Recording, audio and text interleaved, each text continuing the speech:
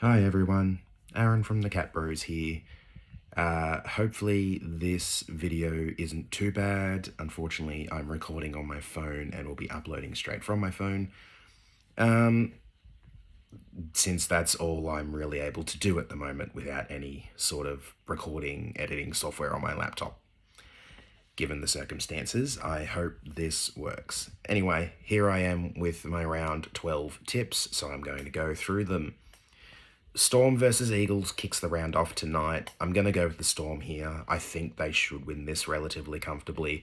Manly without Tom Turbo are a different team, and we're really going to need to see what they can do without him before we start seeing them as a potential contender. Again, they're currently sitting outside of the top 8, and I think without him in the team, they may find it difficult to win some of these early games. We saw what happened in the first 4 rounds last year. I don't know if they play next week during the first bye round, but they do play the Tigers after the bye. Not sure who they've got after that. So some of these early games without him are going to be very telling for what happens for them for the rest of the season.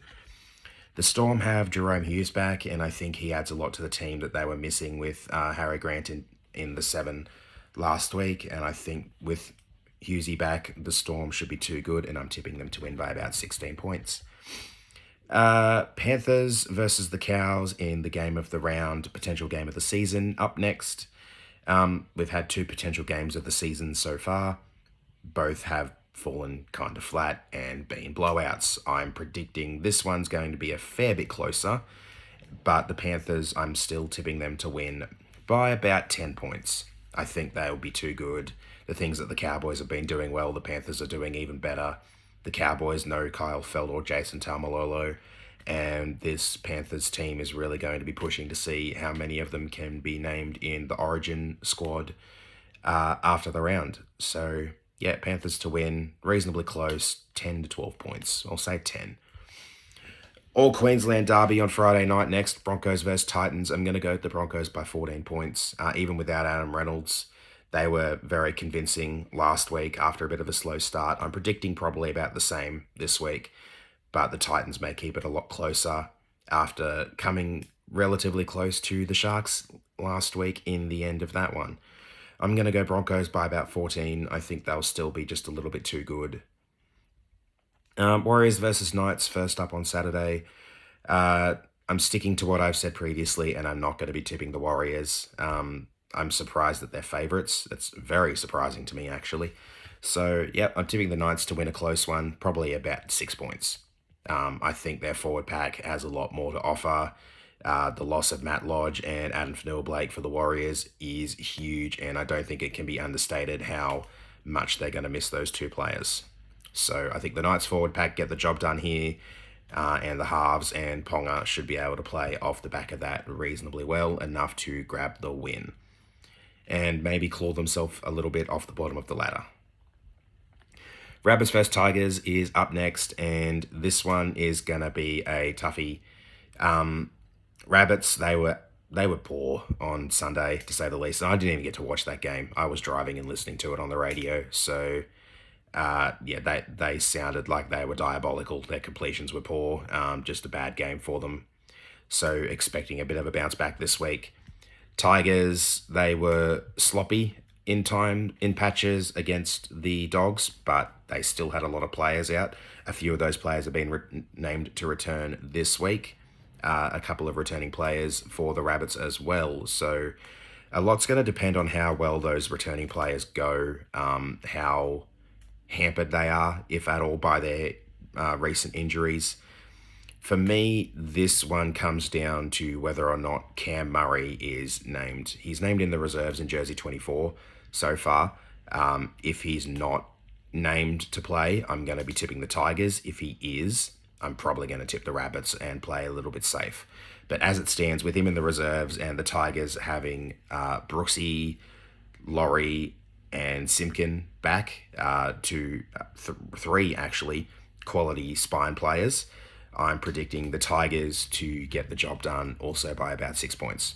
David Nofaluma may return as well, which would be huge for the club. However, I'm expecting them to not rush him and just leave him until after the bye, because our next game after this Saturday is in 15 days. So plenty of time to rest those niggling injuries. The other thing that's for the Tigers is Jackson Hastings may be a late withdrawal after he had a bit of a foot injury hamper him in the later stages of last week's game. If he is not named, or if he drops out of the team, even if Cameron Murray doesn't play, I probably will still tip Souths. It just seems the safer bet, and Jackson Hastings has brought a lot to this Tigers team. Hoping he plays, because I really want to see us get the double over South this year. Finally, on Saturday, we have the Sharks and the Roosters. I'm tipping the Sharks to win this one, although this has been a toss-up for me all day, or all week so far.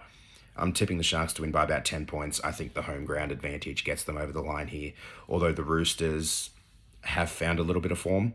They weren't too poor against the Panthers last week. The Panthers are just too good, really. I'm going to tip, so Sharks by 10 points. I think the home ground advantage gets them over the line, and they'll be just a little bit too strong for the Roosters.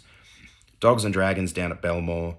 I'm going to go with the Dragons in this one. Dogs were valiant in defeat against the Tigers. They had their highest ever score in a half for this season. The Tigers at the start of the second half were poor, and the Dogs took advantage of it. Even with Jackson Hastings going to the sin bin and everything like that, the Dogs still got some points. So that may give them a little bit of confidence. Adokar returning is big for them, but I think the Dragons have just been a little bit better with the form line this year. I think the Dragons should get this one done. And the Dogs, I believe they don't have a very good record at Belmore in recent times. So Dragons by 12 points, and I will see how that goes. Raiders versus Eels is a potential game of the round later as well. The Raiders are coming off a 3-game winning streak, and the Eels have been a little bit stop and start at best, I would say. They have the better team, though. The Raiders, they're just playing with effort. They're playing with energy, and they're playing as a team. That really showed against Souths, although, like I said before, Souths were pretty poor.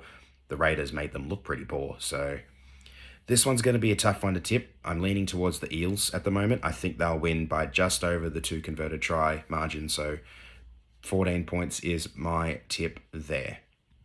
Enjoy the round of footy, everyone, and see you next week.